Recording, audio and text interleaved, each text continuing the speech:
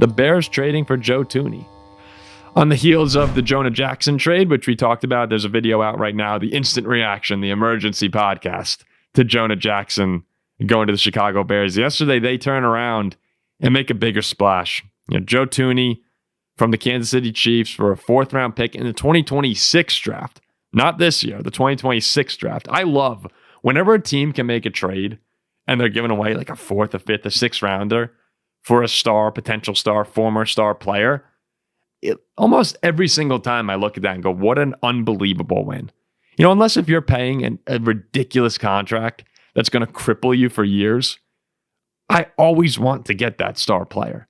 And that's sort of the thing that, Howie Roseman's and the Eagles have been doing this, where they see a good player open on the market, go get him. And if you can do it for cheap, if you can draft Jalen Carter at 10 or 11 instead of 1, go get him. Like, why? What is the? I don't understand here. Is being an NFL GM just a lot easier than I think it is? Because sometimes you see these teams make these trades and you go, wow, that's like, why didn't my team do that?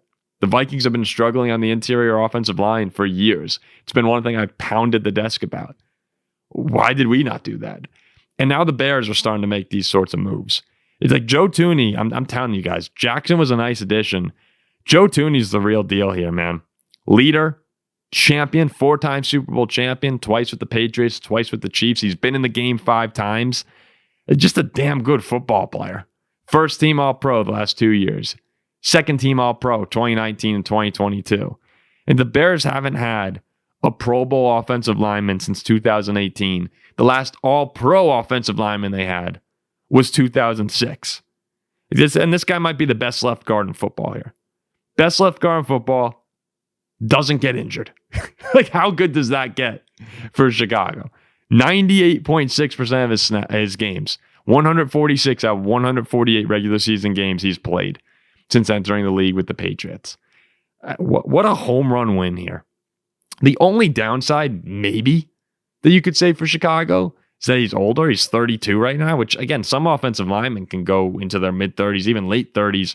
Look at Trent Williams. Dude's still rolling, or dude was rolling for a long time.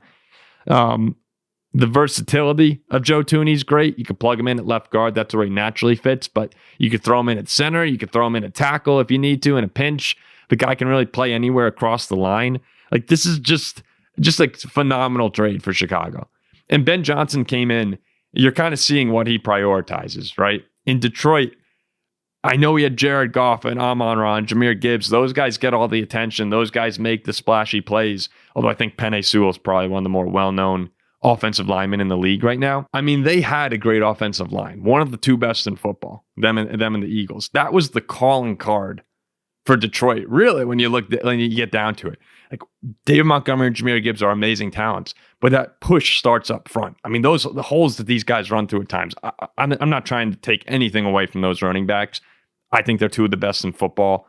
You could hear me go back to the beginning of the year, so high on Jahmyr Gibbs. I think David Montgomery's been one of my favorite players in the league for a while. They're amazing. But it starts up front with Detroit. You give Jared Goff time, and he's had a lot of time in Detroit to throw the football. He'll pick you apart. That's the foundation. That's what started this whole thing, was nailing the offensive line, having superstars there. So Ben Johnson comes into Chicago. That's a weak point, and clearly it's something that he wants to prioritize. That's clearly something that he needs. We talk about the sack numbers for Caleb last year. Fix up front. Ben Johnson will take care of the issues that Caleb has in contributing to those sacks. Joe Thuney for a 2026 4th. Jonah Jackson for a 2025 6th. Instantly improve the offensive line. Instantly changes the way that this offense can look next year. It's like, the more you look at this, you just have to say, like, the Chicago Bears have finally figured it out. This is how championship teams operate here, right? You identify your weakness and you fix it. We need a better head coach. Go get Ben Johnson, best one on the market. We need to fix our offensive line. Trade for Joe Thuney. Trade for Jonah Jackson. I mean, these are massive improvements Chicago's making here.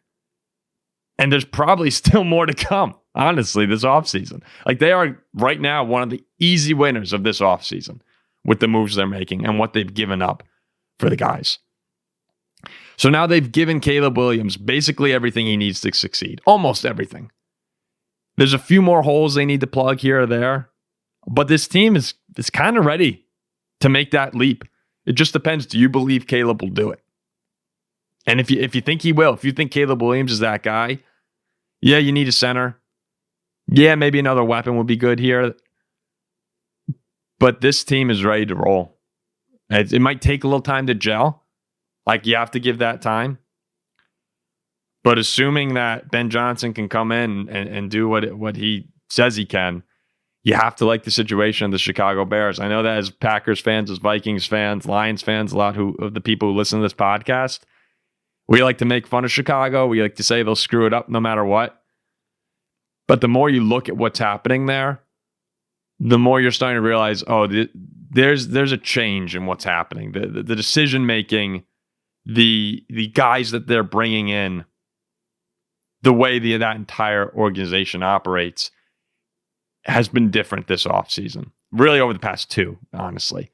And Ryan Poles has done a really nice job. Of course, the trade that wound up landing them, Caleb Williams, with the Panthers, worked out probably better than they possibly could have imagined. Getting Caleb, getting DJ Moore, offensive line help.